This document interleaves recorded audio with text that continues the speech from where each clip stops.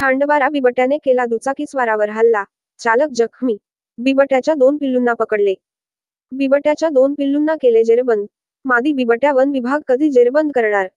वनविभागाचे अक्षम्य दुर्लक्ष असल्याचा स्थानिकांचा आरोप. नवापूर तालुक्यातील पळसून परिसरात 1.5 ते 2 महिन्यापासून 2 बिबट्यांनी धुमाकूळ घातला असून शेतकऱ्यांमध्ये भीतीचे वातावरण निर्माण झाले होते. बिबट्याने आधी गाई शेळ्यांवर हल्ला करत शेतकऱ्यांचे नुकसान केले होते. आता मात्र थेट बिबट्याने एका दुचाकीस्वारावर शनिवारी सकाळी हल्ला केल्याची घटना घडल्याने परिसरातील नागरिकांमध्ये भीतीचे वातावरण निर्माण झाले आहे. आज सकाळी शिवलाल कोकणी हे पळसून गावाहून खांडबारा गावातील बाजारात खरेदी करण्यासाठी आपली दुचाकीवर येत असताना रस्त्यामध्ये अचानक बिबट्याने त्यांच्यावर हल्ला केला. या हल्ल्यात ते जखमी झाले असून त्यांच्यावर खांडबारा ग्रामीण रुग्णालयात उपचार सुरू आहे.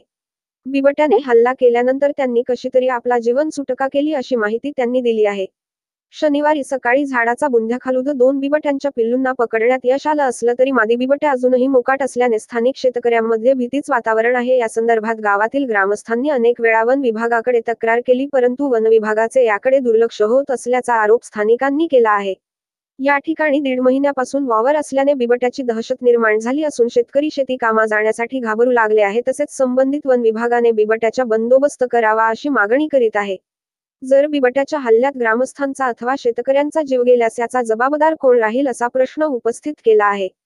सदर ठिकाणी वन विभागाचे कर्मचारी दाखल झाले असून बिबट्याला जेरबंद करण्यासाठी पिंजरा ठेवण्यात आला आहे. आदिवासी आवाज न्यूज नंदुरबार जिल्हा चॅनलला सबस्क्राईब करा.